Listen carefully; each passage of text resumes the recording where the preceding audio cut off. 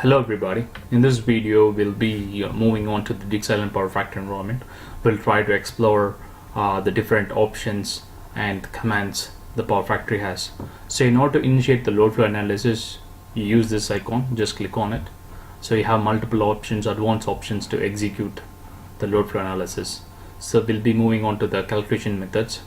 So AC calculation methods, it's used for balanced network and for balanced symmetrical networks and for positive sequence, and this option is for calculating multi-phase network representations and mainly for analyzing the unbalanced three-phase system. For example, when you have unbalanced load or non-transpose lines, this option would be better to select. And third comes the DC load flow. When you have a linear equations, when I say linear equations, that means like when the load angle of the bus are strongly related to the active power flow.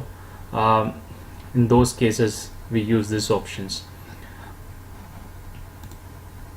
When we move on to the reactive power control, this reactive power control option is only available for AC load flow studies. So for example, when you go for DC load flow, it won't show. So it's mainly for balanced and unbalanced network. In this option, the tap adjustments is carried out according to the control setting defined in the transformer element. So I'll show you here. When you click on this transformer, you go to the element type and you go to the load flow and you have the tap changer options. So based on this setting, and there are a lot of transformers in this system, so based on this setting it will perform. Through this option, it adjusts the step of all the switchable elements that are in the system. So for example, you go to this stunt element, you open that load flow. So when you enable this option, it will actually reflect in the load flow. So you can give different options here. Consider the reactive power limits. These are mainly defined in generators and SVCs.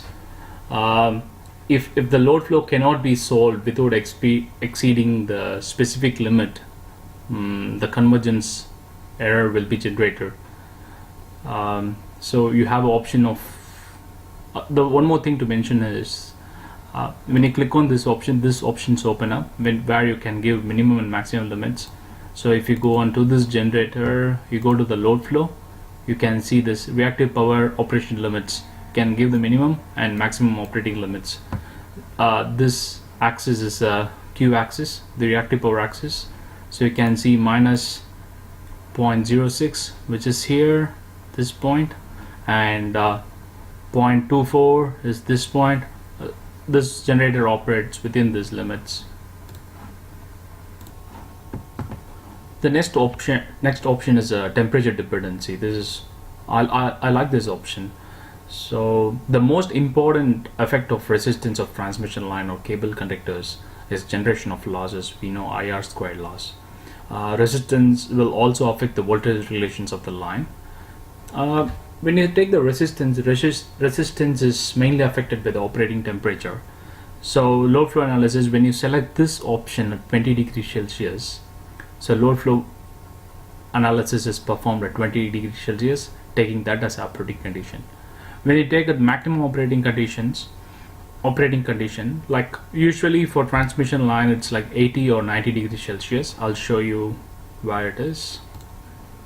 For example, let's take this transmission line which is between bus 13 and 14. You go for the type, load flow, and you have these parameters here. So AC resistance at 20 degrees Celsius is 1.87 ohms per kilometers, and the material is copper. So when you select this 20 degrees, you get this resistance. When you select 80 degrees, the maximum operational temperature, then it automatically calculates a correction value and it implements based on that.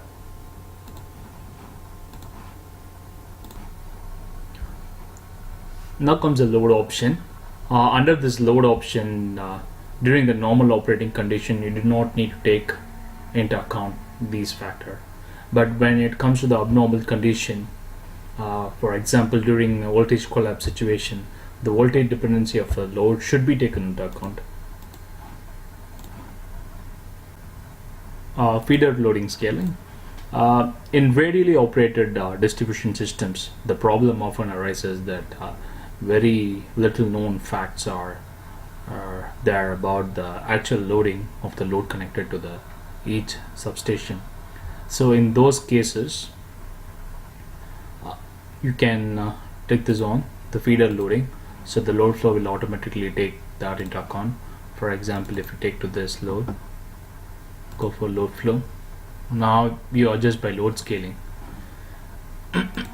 There is a one more option as well. So in radial operated distribution system, you can select a particular system as a particular group or zone, and you can allocate the feeder loading scale as well. In a low voltage system, every load may consist of a fixed component which has a power demand which might vary from 0 to maximum.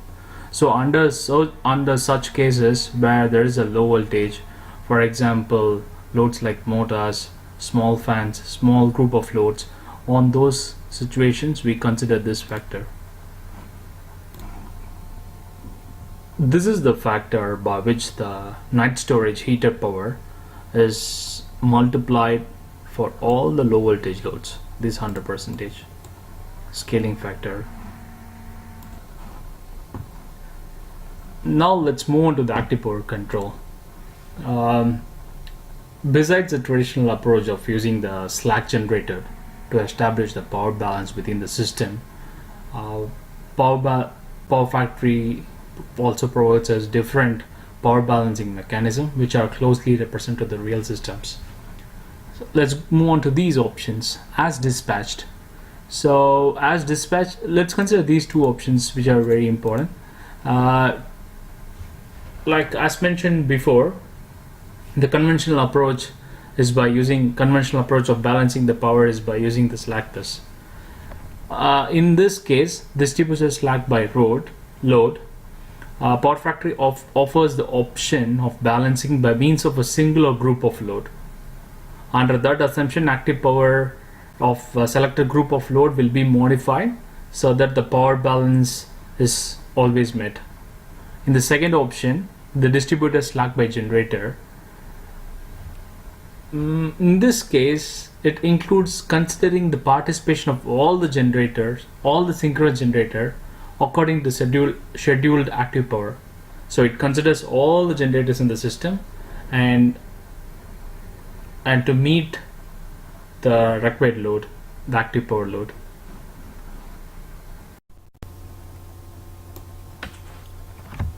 Now let's see the active power control using the secondary control. We click on this option.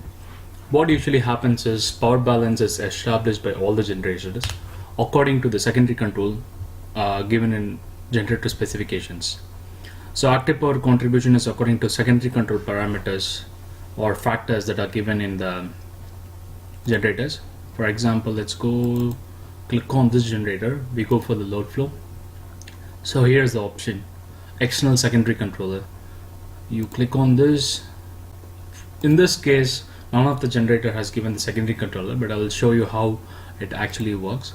You go give new load flow. Either you can select frequency control or power frequency control, and so you have to select which bus you want to measure the frequency for. In this case, it's a 7th bus, so we select that.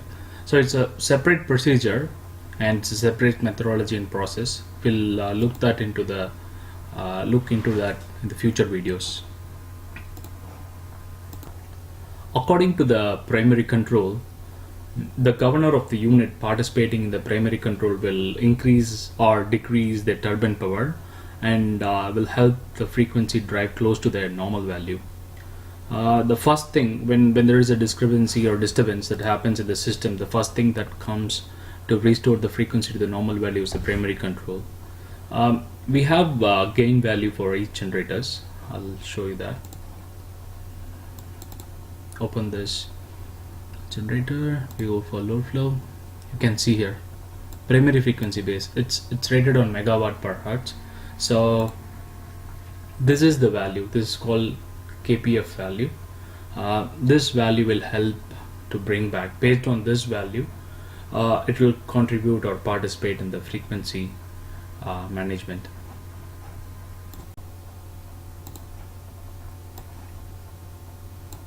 In this case, the active power control is done using the inertia of the system. So immediately following a disturbance, the excessive power is delivered from the kinetic energy stored in the rotating mass of the turbine. So this leads to the acceleration or deceleration, thus to a decrease or increase in the system frequency.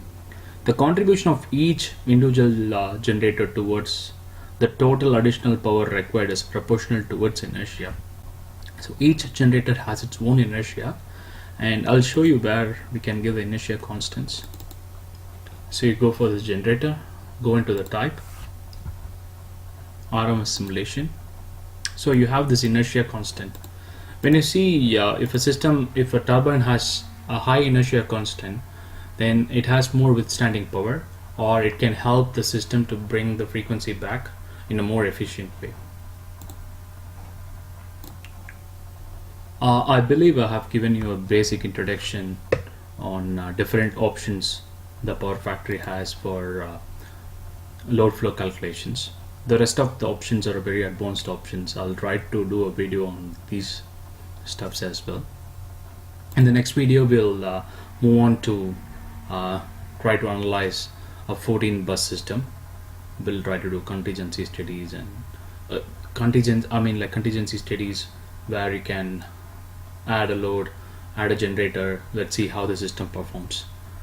See you in next video. Thank you.